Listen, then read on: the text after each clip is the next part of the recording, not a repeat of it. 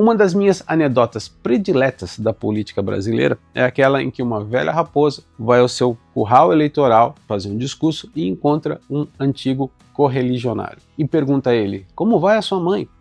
E o sujeito fala: doutor, a minha mãe faleceu, o senhor inclusive mandou uma coroa de flores para ela.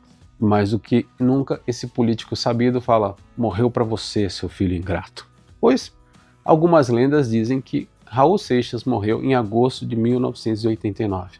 Isso só para os filhos ingratos, porque poucos artistas do showbiz brasileiro são tão reverenciados e são tão lembrados quanto Raul Santos Seixas, nascido no dia 28 de junho de 1945. Raul está fazendo 80 anos essa semana e será lembrado em diversos eventos. A filha dele, Vivian Seixas, que é DJ, vai se unir a também DJ Paula Shallow numa live chamada Rock das Aranhas ao vivo, nas quais irão remixar sucessos do cantor e compositor baiano e apresentar vídeos inéditos e trechos de entrevistas raríssimos. No Circo Voador haverá também uma homenagem ao Raul Seixas, protagonizada por Rick Ferreira, grande guitarrista que participou dos discos do Raulzito, e se vocês assistiram ao vídeo da Legião Urbana, lembrarão que ele é um dos produtores que fracassaram ao tentar traduzir o pós-punk do grupo para os discos. Mas, e no final de 2025 ainda haverá uma ópera rock que foi pensada por Raul Seixas e Paulo Coelho e cuja direção musical estará a cargo de Russo Passapusso, do Baiana System. A execução dessa obra, aliás, será do Russo Passapusso, do seu grupo, o Baiana System, e da Orquestra Afro-Sinfônica, que é um grupo belíssimo, além de ter vocalistas convidados. Mas a homenagem mais ambiciosa a Raul Seixas chama-se Raul Seixas, Eu Sou, que estreou essa semana na Globoplay.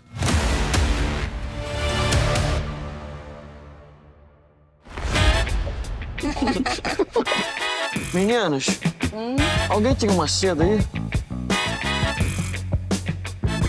Olha os homens.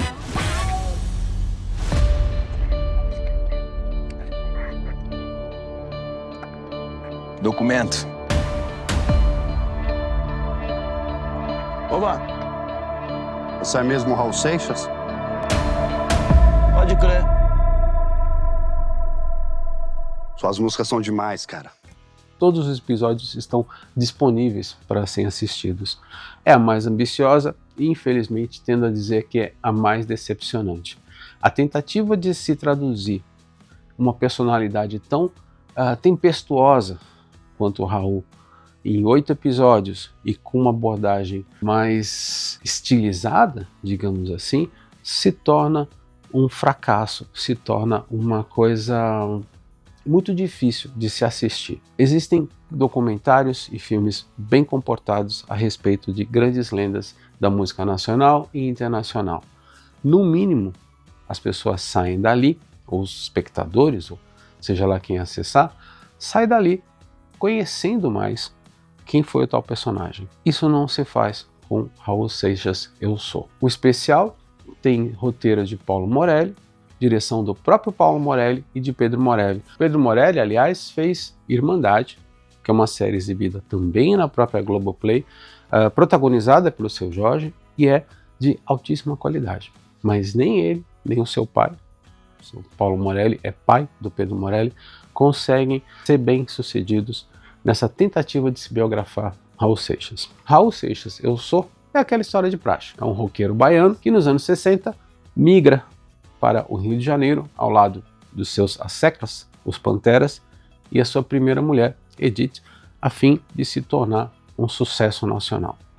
Não consegue, vira diretor de gravadora da CBS, onde lança Sérgio Sampaio, Leno e Lilian e o Jair Adriani. Para quem não sabe, aquela canção Doce Doce Amor é de Raul Seixas. Quando finalmente consegue entender que a sua liberdade criativa não ultrapassa a estética careta, então, da CBS, o Raul migra para Philips, se une aos produtores Roberto Menescal e Mazola e vira esse grande personagem que a gente conhece até hoje. É na Philips, por exemplo, que ele lança Krieg Rabandolo, seu disco de estreia, que tem Metamorfose Ambulante, um dos meus hinos prediletos do Raul Seixas.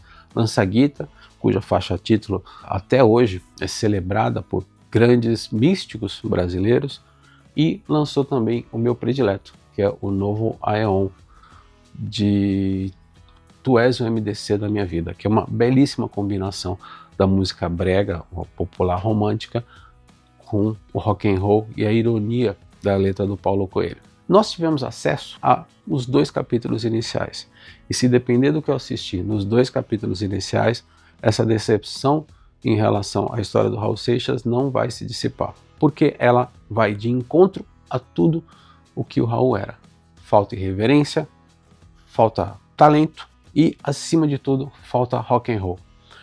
Alguns dos problemas são os protagonistas. O Ravel de Andrade nunca passa da caricatura de um Raul Seixas. Ele não cria o seu Raul Seixas, ele tenta imitar todos os trejeitos do Raul, nos quais ele falha miseravelmente. Mas o principal destaque negativo é João Pedro Zappa, um grande ator, diga-se, no papel de Paulo Coelho. Interpretar Paulo Coelho, que hoje em dia é considerado um grande escritor, vai muito além de falar assim com os dentes, desse jeito, como o Pedro Zappa faz.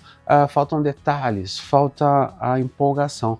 E se tem uma coisa que me incomoda bastante em todos os filmes, pelo menos a maioria deles, que tentam recriar o clima dos anos 70, é que nenhum deles, ou pelo menos nenhum dos atores, faz a mínima ideia de como era o clima, como eram as pessoas, como eram as gírias, como se falava ali naquele período. Todos eles têm uma falsa empolgação. Estarei assinando com essa gravadora. Mas o John Lennon vai me conhecer.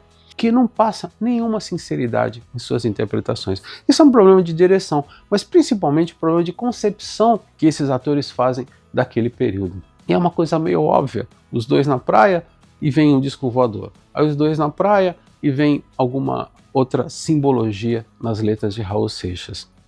É uma pena, porque, como eu falei, o Raul Seixas, embora não seja um dos compositores prediletos da minha discografia, é um sujeito ímpar.